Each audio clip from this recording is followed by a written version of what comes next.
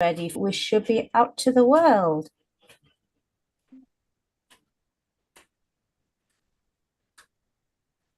Excellent. Okay, we are ready and we are live. Okay, so some of you have been to these sessions before and some of you haven't. So what I'm going to do is give you an idea of how it works, how this forum works. So let me just go to my slides. Okay, so can you see this? If you just want to stick a thumb up or so everyone can see this, awesome. So let me now.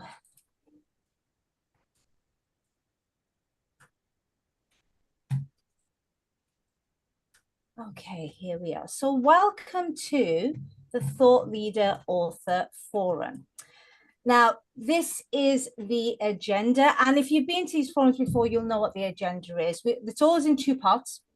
The first part is I talk for about 15 to 20 minutes on the subject. So today it's obviously about the 3 common mistakes that I see first-time authors nearly always make and how you can avoid them. And then part 2 is the exciting bit. This is the bit I love. And this is why it's the forum. There's a reason why it's a forum and not a webinar or a masterclass. I don't want it to be something where I just sit there and give you a ton of information and you're just consuming information. I want there to be back and forth. I want you to ask questions. I want you to give me your thoughts. I want you to, because what I tend to find is whenever I go to some masterclasses or webinars, there's just a barrage of information and I think, okay, that's great. And then later on I'm thinking, but how does that fit my situation? The wonderful thing about the forum is you can ask, you can say, okay, but what does this bit mean? Or I'm not sure how that would fit in with what I'm doing here. This is your time to ask questions, give me your thoughts, share any gems that you've found from this. So that's how the forum works, okay? And you may find that when I go through this, some of you might even think, oh, I knew all of this. And that's great. It means you're now reassured. You now know what the 3 big mistakes are that first-time authors make, and you're going to make sure that you don't make those mistakes. But you could also get 1 or 2 gems as well. Okay, so that's really, really good. Okay, so let's get started. The 3 mistakes that I find first-time authors nearly always make and how to avoid them. So let's go through the 3 mistakes first. First of all, insufficient planning. And yeah, that's kind of that isn't me and my Lego, but that's kind of what my Lego used to look like as a kid. I was a nightmare doing Lego. It's no one's fault here. This is not a first-time author's fault. Unless you've done a PhD, and I have had a couple of clients who did PhDs. Unless you've done a PhD, you will never have written a document as long as a book.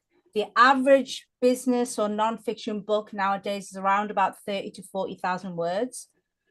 If you've done a thesis, a PhD thesis, that they can run up to 80,000 words. I think the cap is 80,000 now. I think before the cap came in, there was some theses that I'm sure were over 100,000 words.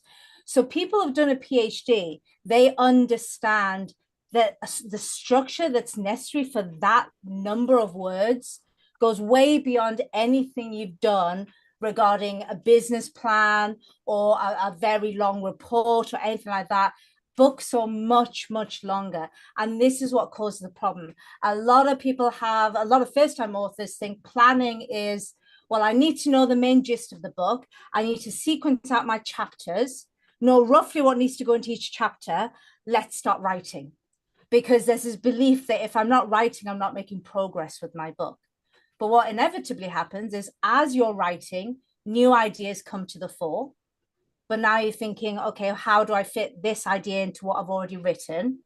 So now I need to go back and rewrite a few things, or maybe you need to move something to a later part of the book, but then you forget to add it to the later part of the book. Now in another part of the book, you're referring to that thing that you've now taken out, but you've forgotten that you've taken out. Can you see how it gets really overwhelming and frustrating?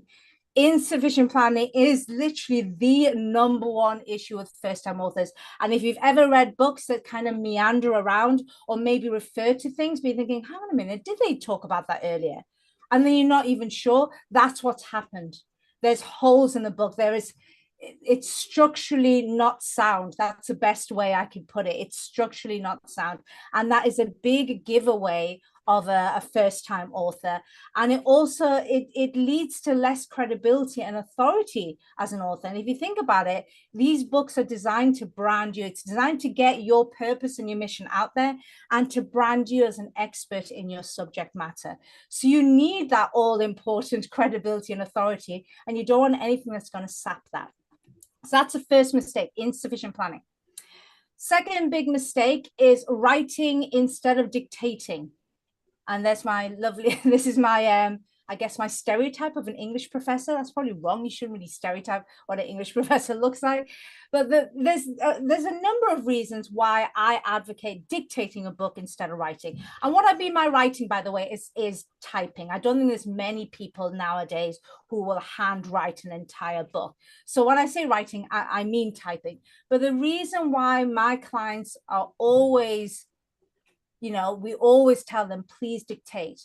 First of all, you speak on average 200 to 250 words a minute. The average person types about 40 to 50 words a minute. So you will get your book done 5 to 6 times faster. So there's that, the speed that really keeps your momentum. But also, I don't know what it is, but with a lot of people, as soon as they start typing a book, it's like they swallowed an English professor while I was away for 5 minutes, and they become very maths laughing at me. It's true though, isn't it? And you speak to them on a one-to-one basis, and they're so lovely and warm and friendly, and then you read what they've typed and it's like a different person altogether. It's very cold, it's very academic. I think it's because there's a subconscious belief that we need to be authoritative, and part of being authoritative is using very long words and very windy prose. No, it's not. If you're wanting to impress because you want to impress academics, go and do a PhD. In a thesis, you can use the longest words that you want, and you can use windy phrases, whatever you want. But if you're writing a book that's ultimately going to reach the masses, then it needs to sound like a normal person. You need to sound friendly, and you need to sound warm. And one of the best ways to make sure that happens. Can I call you back? I'm on a Zoom call. Sorry, Angela. Okay. If you guys just want to put yourself on mute, thank you, Angela. That's great. If you dictate, you can't help but sound like you. You just sound like you. So one of the nicest things that people say about my book when they read it is, I can hear your voice in my head. I know they're not schizophrenic or anything like that, but they say that they can hear me. And that's the nicest thing. It should sound like me. It shouldn't sound like anybody else. Okay. But the final reason why we get people to dictate is a lot of people think they can't dictate. The number of clients I've had who've said, oh no, I don't think dictating will work for me. I'm not very good at getting my words out. And I'd say, well, what do you mean? What do you mean you're not very good at getting your words out? It's like, well, just thinking about it on the spot and getting my words out. So what they're actually telling me is the reason they want to type is because it allows them to think, because it's so much slower than speaking. However, can you see how this ties into the first mistake? If you don't plan properly, then you absolutely do have to write your book, because you can't dictate it, because you're still thinking. But then this goes back to the first problem, which is while you're thinking, it means you're still planning as you're writing a book. New ideas are going to come in, which means then you're going to get overwhelmed because you're thinking, well, how does this fit in with what I've already written? Does this mess up the structure? So you can see that the two problems are actually interlinked. Even though they're separate problems, they're actually interlinked as well. So that's the second issue, writing instead of dictating. And the final mistake that I see is they're doing the writing and editing at the same time. And that's a big one. What I mean by that is when you're typing something, it's almost impossible not to correct yourself. As soon as you do a typo, you can't help but go back and want to put the correct spelling in. Or if there's an extra comma that shouldn't be there, you're going to go back and take that comma out. Or if there's a specific word that you want to use, but it's just escaping you, you can't help but go to thesaurus.com and try and find out what that word is that you want to put in there. That completely kills your momentum. Okay. And again, this goes back to writing instead of dictating. If you're dictating, this problem doesn't happen. Yeah. So you can see that all of these three mistakes that first time authors make, they're separate mistakes, and yet they all kind of filter into each other. The insufficient planning means you can't dictate. So you're forced into writing. And because you're forced into writing, first of all, you sound very cold and academic sometimes. It means the book is going to take 5 to 6 times longer for you to produce. And it means you're going to start editing as well, because you can literally see the words forming in front of your face. You can't help but want to go back and change things and edit things. Okay. So you're probably thinking, okay, now I know the mistakes. Help me, Mitali. How do I avoid this? How do I do this? Matt, just to let you know, I can see your hands up. Let me just finish the slides and then I will answer your question. Is that okay? Excellent. Okay. So how do you solve these three mistakes? Well, the way you solve it is to think of the 3 stages of creating a book, the 3 stages of book writing. Okay. So these are the 3 stages: plan, pen, perfect. And the reason why I've called them that is I'm the sort of person that if you give me facts and figures, they'll stay in my head for about 12 hours, if that, and they'll disappear. But if you give me stories or phrases or mnemonics, then it stays. So with the alliteration here, hopefully this will stay in your head as you're creating your book. Plan, pen, perfect. Okay, these are the 3 stages, and keep them in your mind: the power of separation. The reason why so many first-time authors get very overwhelmed and end up writing books that are not great, actually ultimately not great, and don't do what they want for them, is because they jumbled up everything. Unwittingly, they've jumbled up the planning, the pen, and the perfect. What I mean by plan, perfect is plan is obviously planning the book, pen is writing the creation of the book, and perfect is the editing. Keep those 3 things separate and you will not have these issues. So let me go through that. Plan. This is actually one of my clients. He's written 2 books with us now. He's the only client, by the way, I've published over 40 authors. He's the only client who decided to actually print out his mind map. But it's great because now I'm able to use it, as a visual aid. Most of my clients keep their mind map on their computer. It's a free software that I give them, and then they're able to do it. But Luke, being very old school, he wanted to print it out. So he printed it out. And as you can see, it goes from his ceiling to almost his floor. This is the level of planning you need to do before you write a single word. And this kind of, when I show some people this kind of floors a lot of people. They're like, wow, I've even had people say, oh, I did start mind mapping, but I didn't realize it was this level of detail. This is the level of detail you need. Every single idea, every single thought, every single phrase you're going to use, if you're going to add graphs, infographics, images, if you're going to cite particular studies, if you are going to mention other people or other books in your book, anything. You want to add exercises, you want to add free downloads that they can go and do on your website. Everything needs to be strategized on your mind map first before you write. Because when you do it this way, when you separate out the plan completely, now you can strategize your entire book. You've got a bird's eye view of your book. And it means that Luke was able to look at this and go, I think this is a little bit repetitive. I kind of talked about this here, but then I've kind of talked more about this. I don't really need to mention it that much here. I can remove a few things, or maybe he can look at this section and go, actually, this is more basic. This should be earlier in the book, not in the later chapters. But instead of getting overwhelmed, like, oh my God, now I need to rewrite a whole chunk of a chapter to make this fit, he's not overwhelmed. He can just have a look and see, oh yeah, it should fit in here. And I'll just write some extra stuff here to make sure that all glues together. Can you see how this makes it completely overwhelm free? You can spend time strategizing, working where every little nut and bolt where it needs to be before you even write a single word. Okay. And then when you've done that, this is when you go to pen. Now, the reason I've used pen is because it's alliteration. Hopefully it'll stay in your mind, plan, pen, perfect. But what I mean by pen is the creation of the book. There's not many people I know who actually use a pen to write their books nowadays. But I couldn't find something else that started with P. So I thought, right, I'm using pen. At least it means that you can remember.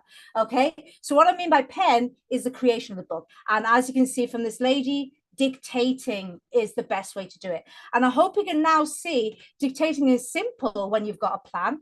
When you've got this level of detailed mind map, it becomes easy to dictate. A lot of people who think they won't be able to dictate their books is because they don't have this level of plan. When you have this level of planning, how can you not dictate your book? All Luke was doing, and you can actually see, in fact, you can actually see that he was even highlighting the bit he'd just done, so to remind him what was the next bit they need to do. And he was just literally dictating into his phone. And he was able to do that because he had this level of detail. I've just got a couple of people. Here we go. I'm just going to let these people, there's a couple of people who want to come into the forum. Okay. And then finally, perfect. When you dictate, you can't see the words forming. You get your transcripts, you look at your mind map, and you put your transcripts into the right order. Your mind map will tell you exactly what order the transcripts need to be in. And then once you've got your full transcript, all of it, you've lined it all up according to the mind map, you've got your entire first draft. That is now when you go through, you find typos, you look at grammar issues, put it through Grammarly if you must. That's my software of choice to help me with typos and grammar issues and prose. You do all of that, but right at the end, you can do a sweep. The problem is when people are doing this while they're writing and they're planning at the same time. Yeah. Now, just to let you know, I mean, I can see that some of you are scribbling away notes. That's absolutely fine. But I will send you, give me until tomorrow, but I will send you a workbook which goes through all this. So you don't have to remember everything. And it goes into more detail than I'll be able to do today. However, just always keep that in mind. Just always think plan, pen, perfect. Plan, pen, perfect. And if you keep saying that, and you'll be able to catch yourself when you're doing two or more at the same time. You'll catch yourself. You'll know, for example, if you aren't able to dictate your book, guess what that means? It means you've moved into the pen section, but when you should be in plan, you haven't planned it enough. Otherwise, you shouldn't stall when you dictate. You should be able to dictate because it's your information. It's not like you're talking for somebody else. It's your information. So you should know what to say. You should be able to dictate when you have this level of plan. Okay. If you find yourself editing things, it means that you're not dictating. You must be typing because you can't edit when you dictate. I'm talking right now, and I think I've stumbled over a few words here and there, but I can't go back in time and change that. It's done. I speak. You guys understand me? It's done. There's nothing more I can do. Whereas when you're typing, you can't help but go back and oh, this will sound better. This sounds more clever. This is a more descriptive word of what I meant. And you're going to keep going back and you're going to keep changing. Yeah. So let me actually come out of this and see your lovely faces. Hello there. So thank you for joining us, Adele. How are you doing? God, I've just realized I got a couple of early risers, haven't I? This is amazing. I'm dead at this time of morning here in the UK. It's like, nope, I'm not getting on a Zoom. So thank you for joining me. Okay, so, oh, Colin's saying, sorry, somebody's come, I have to go. Okay, and the power of, oh, I like that, Angela, and the power of preparation. Okay, so let me just ask, Matt, I'll just come to you, but I just wanted to ask, what I just showed you, was that what you expected? Did you kind of think those were the main mistakes? Did you think, yes, so Matt is nodding it. Did anybody actually think, actually, no, I didn't realize those were the big mistakes the first time authors were making? Did anybody get a gem from that? Did anyone sort of think like, got a bit of a light bulb moment there? Yes, Mitali, yeah, definitely. You know, sometimes you fall into the editing mode when you're in full stream, and yeah, it just throws you out. you have to really just lock off and go back and start again. So yeah, definitely a big mistake and one to avoid. I'm glad you got that. And some people are good. I'll be honest, David, some people are good. They are able to just type without going back. I don't know how they do it though, because I can't help it. And most people can't. If you've just made a typo, you can't help but go back and try and fix that typo, but you shouldn't be. Whereas when you dictate, you can't. You just talk.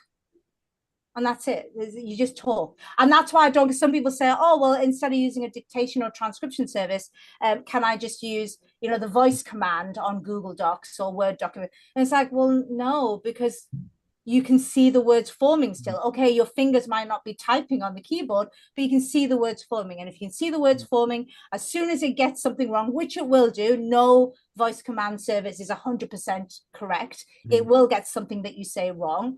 And then you'll stop and you'll just want to fix it. And that just completely kills momentum. And it's a worse thing. So I use a transcription service called otter.ai. I'm not saying, there's others. I'm not saying it's the best or anything like that. I've just had it for years and it does what I needed to do. So why on earth would I move anywhere, basically? But otherwise, there are others. But the wonderful thing about it is you just talk. I usually just, when I did my book, I just came onto Zoom and I just recorded myself speaking. And then I just uploaded it to Otter and then just gave me the transcription. And it was so good, just dictating into Zoom. And I didn't have to sit there and go back and edit and think about it. One of the early ones was Dragon. One of the early ones was Dragon, which is why I tried to get my father. Oh, Dragon Speakeasy. Is that still going? Is that still doing I don't know, but that was one of the ones it was around in the early days. I was trying to get my father to sort of look at oral histories because he wasn't good at typing, but he had loads of stories and stuff, but we never quite got there. But I think there's a lot better now, like you say, Otter, it's a very common one. Actual fact, this is also audio books in themselves.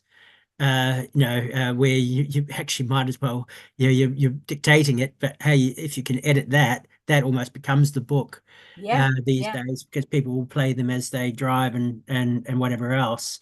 Exactly. But obviously there's a difference between which is partly where I was coming from with a book which is fiction versus non-fiction. Oh, yes.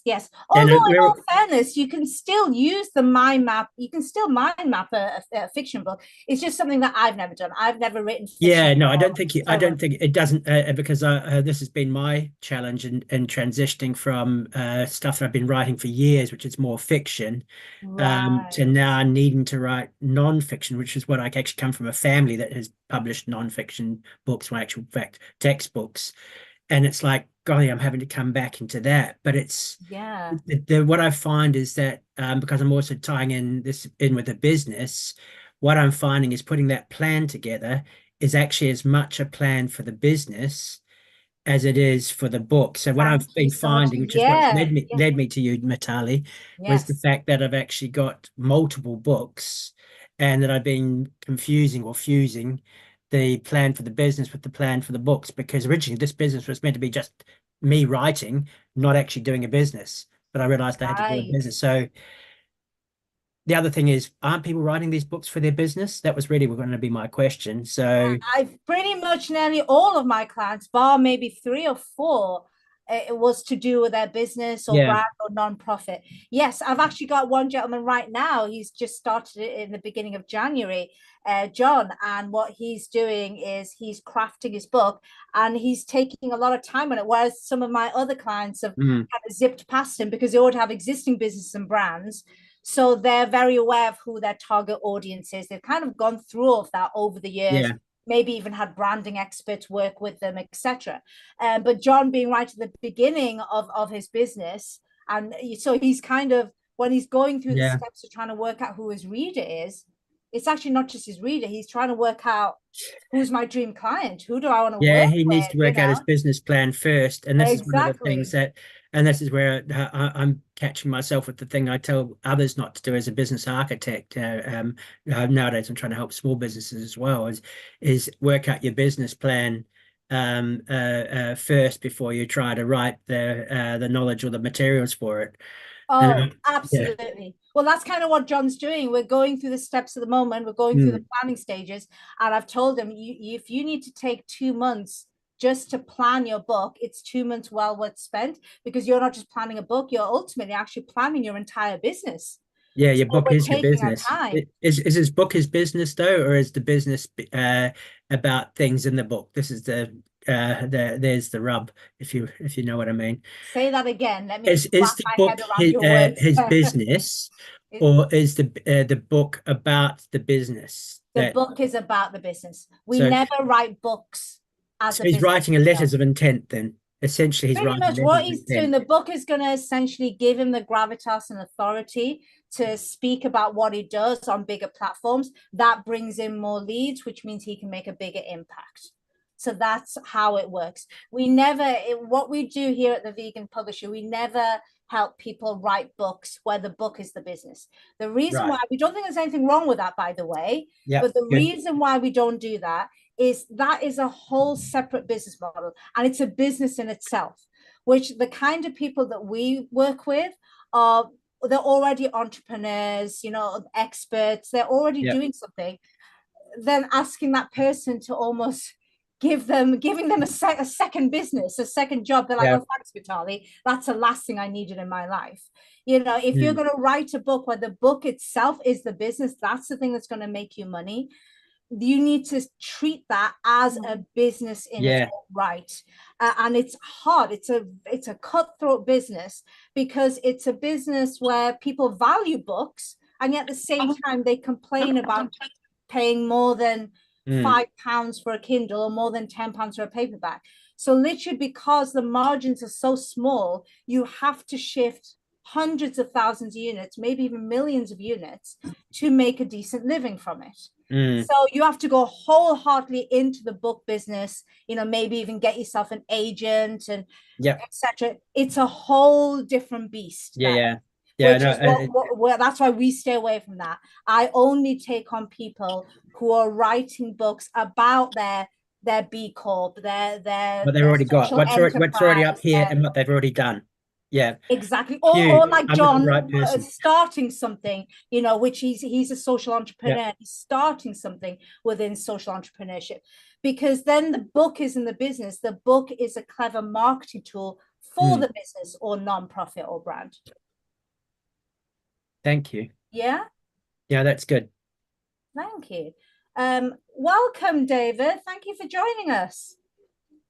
I see you're busy in your car. I think that's your car anyway. I'm actually waiting for my daughter to come out of school. Oh, yes. You can see the school kids coming out. Oh, gosh. That makes me feel old. It's been that long since I've been anywhere near a school. It does make me feel old. Any other questions or any other gems that you picked up? Anything that made you go, oh, that's interesting? I've got a question. Yeah. Go ahead. Go on, Angela. Yes, go on, Angela, and I'll come back. Okay, so I'm writing a book right now myself. It's called Feed Your Chakras. So I found this useful. This time I did it a little bit differently. I actually did have the kind of structure, you know, which helped it out, because I have like a chapter for each chakra and all the different things. But that software, whatever you said you use, that would probably be really helpful. But before, I tried writing this book for like 8 years. It started off like scribbles on paper, and it was like I did everything wrong. 8 years. Everything. And so like, I mean, I can totally see how that is the actual like major step that people did. It was very scattered and it wasn't going anywhere. 8 years later, I'm finally like, I'm on it. That's good. But 8 years, my God, you know, my clients plan to write their books in 3 months. That's kind of the optimal amount of time. Well, this one, now that like this one, I pumped it out in like 2 weeks. It's not completely done. It needs some fine tuning, but I did it. Like, it was in there. It just needed to come out. So excellent. In a more organized fashion. What was the gem that you got from this session? What was your thing that's made you go, okay, I'm going to do this differently? Are you dictating your book, by the way? No, no, I'm not. I'm kind of like writing it and like taking stuff, like it's it's not like it for my business, but it is for my business because I'm like kind of like a holistic, integrative nutrition chef. But the purpose is very aligned with my business, and just like my food philosophy and stuff like that. But the idea is just to get people to eat healthier and more consciously, whether or not they're plant-based or they're not. It just proposes like a lot of things for people to think of about food that they aren't programmed to think about food. You know what I mean? So like food is information and stuff. But yeah, that was the biggest thing. Maybe I should dictate it so I can make it an audiobook. Like I do want to have an audiobook. So I don't know how that's going to go down. Maybe I'll just record myself afterwards if that's how that works. But I don't know. It's kind of it's all new. You may not need to dictate, Angela, but what I will say is when you are typing, if you find yourself, you're going back and you're editing, then you need to dictate. It's as simple as that, because it's going to kill your momentum. Yeah. What was that program? You said it was Utter or Otter.ai. Put it into the chat. Okay. Yeah, that's who I can talk. Like I can talk for hours. Like I should just be dictating it. Save me so much time. Very personable. And I also wonder if when you're typing, I'd love to know whether your warmth is coming across, because it might not be, or maybe not as warm as it can be. Whereas when you say you're a very warm person, I can feel that instantly, and you want to make sure your writing is infused with that kind of warmth. You know, you want that warmth to radiate out of the page, and dictating is one of the easiest ways to really get your personality into your book. I mean, this might be a little bit woo-woo, I don't know, but I'm a believer that subconsciously people pick up the energy of content in the energy that's written. So does that make sense? So when you are, I think when you're typing, you're usually quiet. And let's face it, most of us don't really enjoy typing. It's not really a task that we enjoy doing. It's something that we have to do in the modern world. Whereas when you're talking, especially about something that you're passionate about, which you should be, because otherwise you have no business writing a book in something that you're not passionate about. That passion, I mean, like I said, some people say I'm a little bit woo-woo for thinking this, but I believe some of that passion goes into the content, and people feel that 100%. When they're reading your book. So give it a go. Like I said, if the only reason you would stall dictating is you haven't planned enough, and that's actually quite good, because that should be a light bulb moment to say, let me go back to my plan. Let me see if I need to the vegan version of flesh it out. But you can see if you need to flesh it out a little bit more. Zoom would be a good idea too, because the whole idea of like knowing I'm recording myself like kind of like psychs me out a little bit. I don't know if anybody else has that. Just go into Zoom. That's what I do. I just go into Zoom. I take the camera off. I don't really need to see myself while I'm speaking. Exactly. I'm just critical of the way we all hate the way we look, don't we? Everyone else thinks we look great, and you hate the way you look. So you start thinking. I start doing like, why is my mouth doing that thing? Why is my mouth moving in a weird?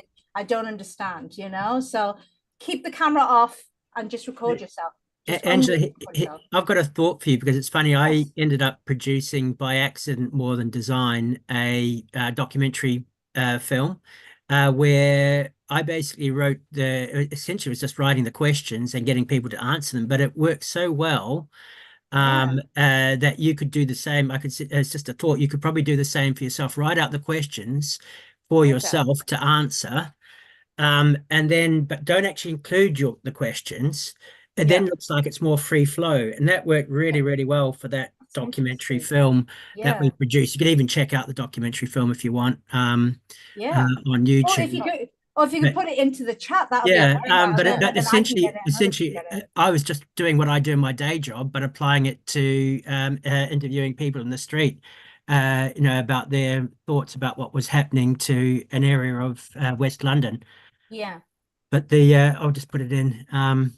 But I wrote the treatment for that. But basically, it was just asking everybody the same questions. But you wouldn't think so from because we didn't include the questions. Yeah, nice. And but then we just videoed them in appropriate locations and with all sorts of weird and wonderful things happening. I'm going to say you've put a great question into the chat as well, Matt. So you put, what about collaboration, where you realize you don't have all the knowledge and experience necessary to write it, and that the necessary knowledge experience can and should not be written as if it's yours? That's a really, really... You know why I'm writing that too, don't you, Matali? Yeah, I do. I'm very well. Because I'm not vegan enough. We'll get you there. Don't you worry, Matt. We'll get, especially like Angela around as well. We will get you there, and we won't force you. You need to will read make my that book. decision yourself. Yeah, Oh no, read don't tell me you're Hannah's vegan book as well. She is. She's plant-based. She is. So I'm yeah, surrounded. Help. you're surrounded by Don't worry, I'm going to turn into a vegetable. I look like a potato already.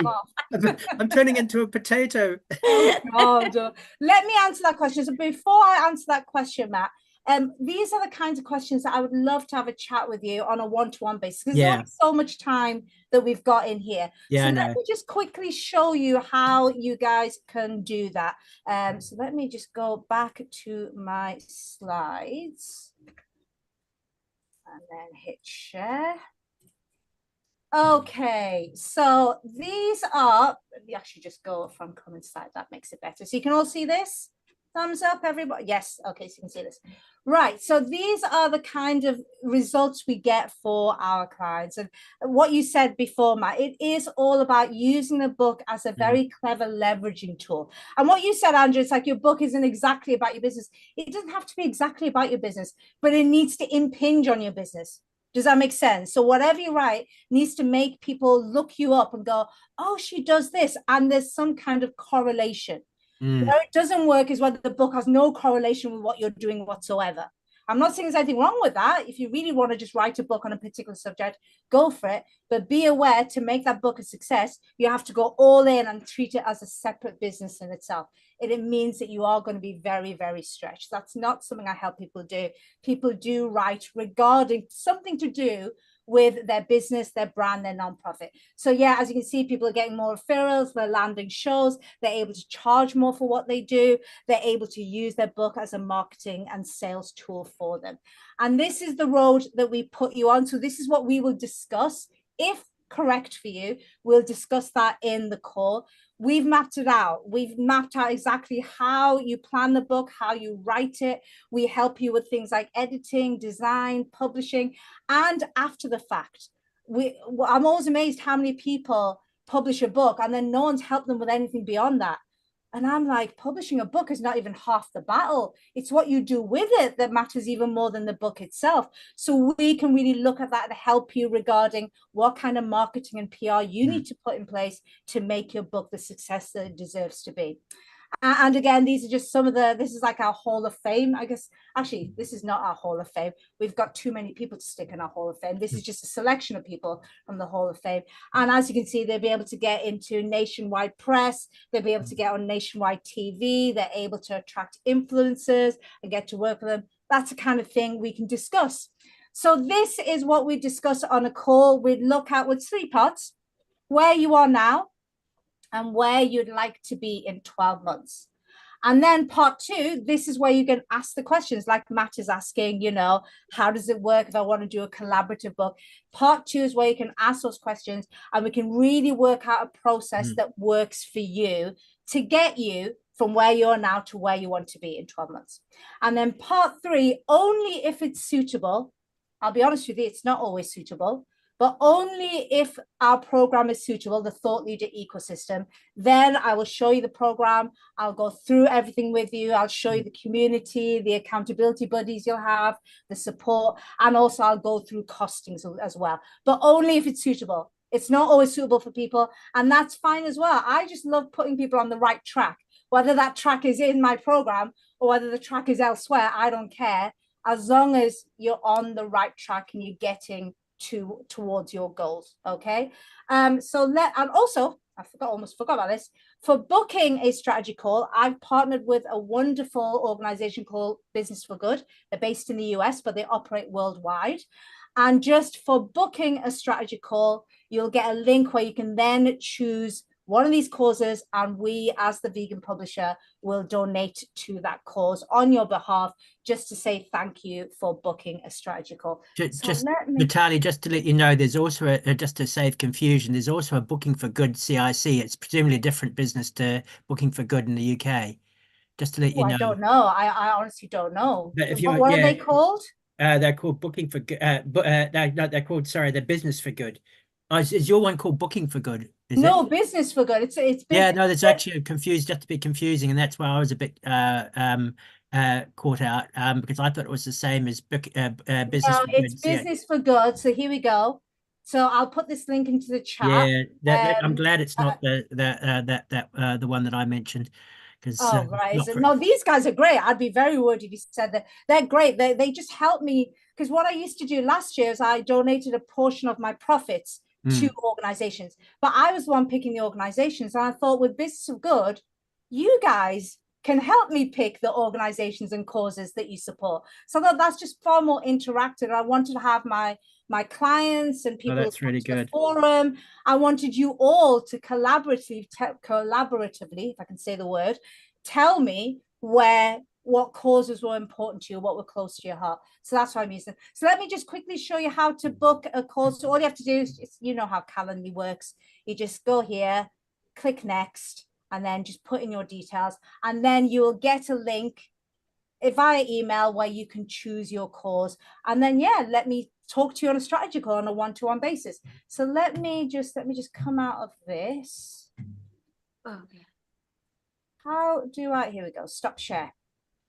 Yay, okay. So let me just put the link into the chat for booking a strategy call with me. Okay, so that's in the chat now. Right, so let me answer your question, Matt. So what about collaboration?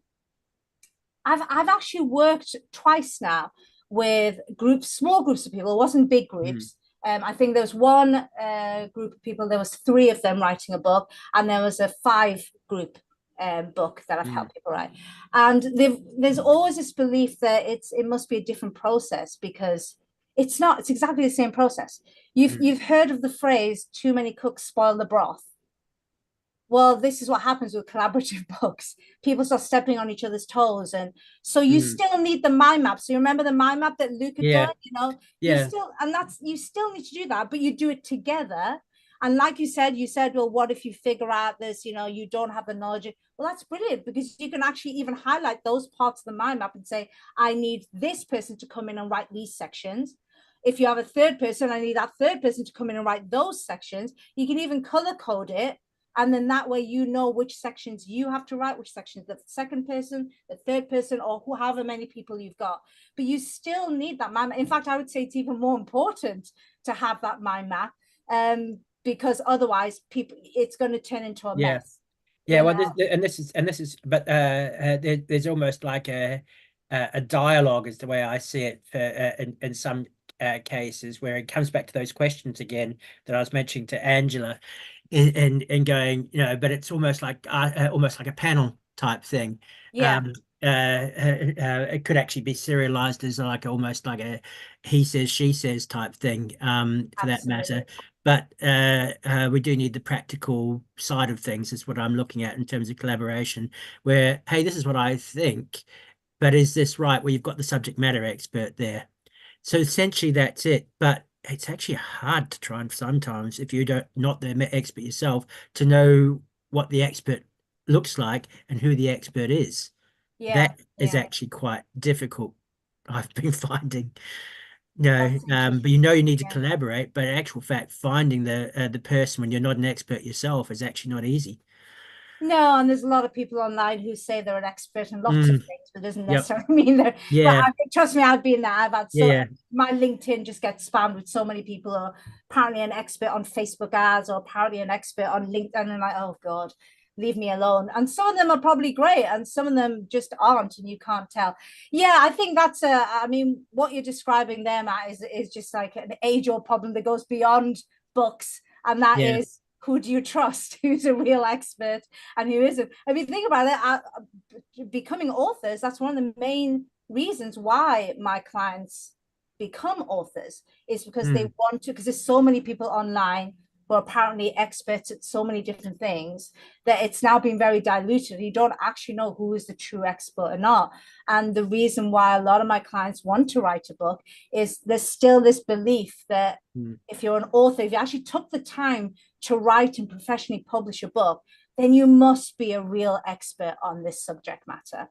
So maybe that's something you need to look at. Maybe find out people who have actually published a book and have done it well, and approach them. Well, I think there's what's called a thought piece anyway, isn't there? Yeah. I think, and that's exactly what it is. And I've got people who I think are very close to being the expert in a subject, but they're not on to say they're an expert, which is probably quite humble because the stuff they're writing, I'm going, well, that seems to really resonate with me. Yeah. The problem is it's practical experience. And that's where that if you aren't already coming to the book writing table with Yeah. practical experience, but you've got enough of the knowledge, it's almost like it is a marketing document then. But then there's a risk that maybe there's things that you don't know that you're going to get when you actually come to put it into practical. So you actually need to write there may be risks in this. You need to write with a what do you call it? Not a caveat, Yes. hey, look, I'm writing this. I think this is what it is, but there may be risks with it, Yeah, absolutely. And you can do that in the copyright page as well. You can actually put things in. But actually, I want to just go into what David's asked here. So, David, thank you for your question. You've asked, what can you tell me about protecting your intellectual property content? Well, definitely you need a copyright page, without a doubt. I'm always amazed how many first-time authors forget to stick a copyright page. That needs to be one of the first things in the front of your book is a copyright page explaining that this is your content. Now, I'm not a lawyer. What the best advice I can give you is maybe speak to a lawyer regarding exactly what you want in the copyright page. You don't want it so draconian that you say literally cannot be. It's entirely up to you. Some people are very like, it literally cannot be, you cannot use it without permission. You have to contact me. My copyright page, the one that I've used in my book, isn't so draconian. The reason why is I've experienced sometimes with some of my authors where they really want to talk glowingly about somebody else's content, but they've found that, okay, I can't repurpose any of this without permission. So then they've sent an email out and that email just got lost in the ether somewhere, and then they've ended up not including that because they're worried about litigation, understandably. So they're not, but that was like a missed opportunity for that author to be introduced. So it's up to you how strict or how relaxed you are. With my copyright page, pretty much what I say is you should contact me if you're going to, or maybe my copyright is give me credit, basically. Yeah, citation. Yeah, give me credit. But otherwise, you shouldn't need to repurpose stuff that, as long as you give me credit, I don't mind. Because as far as I'm concerned, that's more eyeballs. If someone wants to talk about something in my book on their blog, or they want to talk about it on a YouTube video, I want them to do that because that gets me more eyeballs and gives me access to their audience that I wouldn't have. However, some people are like, oh, but what if they then change it? And this is your level of what kind of risk you're willing to take, David, if that makes sense. It's all about your personality type, how much risk you're willing to take or how risk averse you are. Does that make sense? Yeah, thanks. Yeah. Awesome.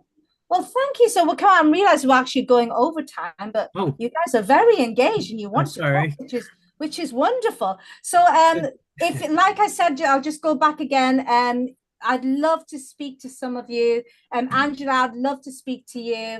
We've spoken a few times, Matt, but we can speak. Yeah. I would love to speak to you on a one-to-one call. So the link is in the chat. Just go there. In fact, I think one of you is already booked. Let me just see. And you've written a book on going vegan or being vegan or something like that? It's called Feed Your Chakras. So it's kind of like a plant-based guide to the chakras, but like understanding how there's a lot of like plant-based nutrition and stuff, but like learning how to kind of like tap into your potential by doing so. But yeah, it's like a guide. Vegan, but it also like, pardon? Can you put it in the chat? Yeah, for sure.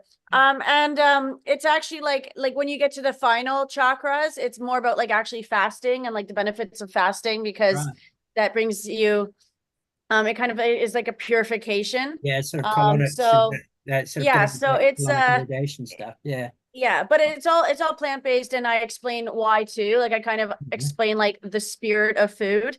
And like, nice. like raw food is like higher vibrational. Well, I would need to chat to you about something else that which is beyond what I'm doing, which is like about 2 steps down the track. Okay.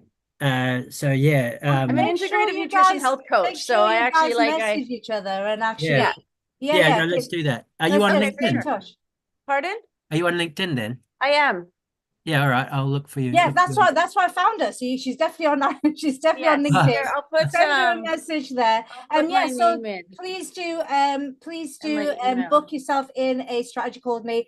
I think one of you's already, because I'm sure I had a 12 and a 1 p.m. They've already gone. So whoever's booked, I will go and find out in my diary later. Whoever's booked, I'm looking forward to speaking to you on Friday. And yeah, make sure you book yourself in. Now, before we go, oh, thank you, Angela. Vegan food is kind and healthy, definitely a good. It absolutely is, Adele. Amen is what I want to say to that. Amen.